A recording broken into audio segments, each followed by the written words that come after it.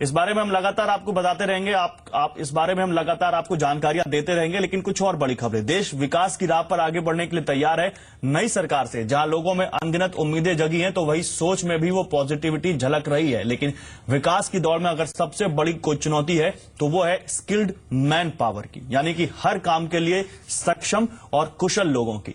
Power sector इस चुनौती का सबसे ज्यादा सामना कर रहा है और यही वजह है कि प्रधानमंत्री मोदी ने चुनौती को पार पाने के लिए स्किल इंडिया मिशन का नारा दिया है। हम बनाना चाहते हैं स्किल इंडिया और इसलिए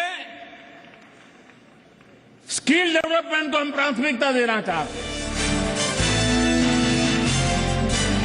प्रधानमंत्री नरेंद्र मोदी की सरकार ने देश को नया मंत्र और मिशन दिया, स्किल इंडिया मिशन। दरअसल यह हकीकत है कि भारत की आधी से ज्यादा आबादी युवा वर्ग की है, लेकिन देश में स्किल्ड यानी काम के लिहाज से सक्षम लोगों की बेहद कमी है। स्किल्ड मैन पावर की कमी का सबसे ज्यादा असर पावर सेक्टर पर पड़ रहा है। CIDC यानी कंस्ट्रक्शन इंडस्ट्री डेवलपमेंट काउंसिल के मुताबिक पावर सेक्टर में महज 3 से 4% लोगों को ही उनके काम की सही ट्रेनिंग हासिल है। ऐसे में जब इंफ्रास्ट्रक्चर में निवेश तेजी से बढ़ रहा हो, जाहिर है तब देश में पावर सेक्टर से उम्मीदें और मांग भी तेजी से बढ़ रही है। लेकिन मांग के मुताबिक सप्लाई तभी संभव है जब इस सेक्टर में स्किल्ड लोग होंगे जो काम को बेहतर और वक्त के हिसाब से पूरा कर पाएंगे। मेक इन इंडिया, हमारा एसोसिएशन तो it's all about make in India because 98% जो भारत में बिजली के उपकरण खरीदे जाते हैं वो हमारे मेंबर्स द्वारा बनाए जाते हैं, तो हम उस पर बहुत तवज्जो वैसे ही देते हैं। स्किलिंग इंडिया पे भी सरकार की प्रोग्राम्स हैं जिसपे की मदद है। स्मॉल और मीडियम एंटरप्राइज के लिए काफी एनकरेजमेंट है। इस बात में कोई दो राय नहीं है कि अगर देश की इकोनॉमी को रफ्तार देनी है तो देश के पावर सेक्टर को सुधारना और बेहतर बनाना होगा। ये तभी संभव है जब इस सेक्टर की मांग के मुताबिक स्किल्ड मैन पावर की सप्लाई को सुनिश्चित किया जाएगा।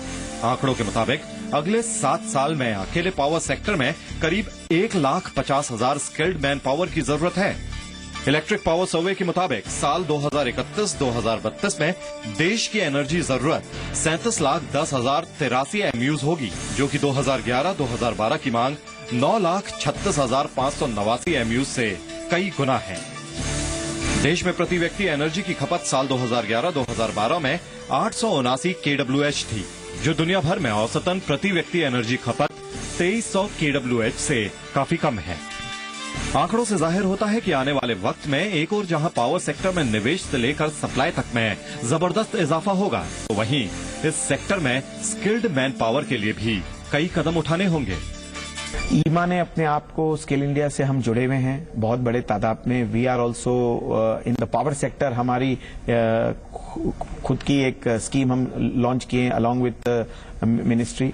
हर इंडस्ट्री चाहे वो जो भी क्षेत्र में सेक्टर में हो, वो स्किल इंडिया से जुड़ रही है।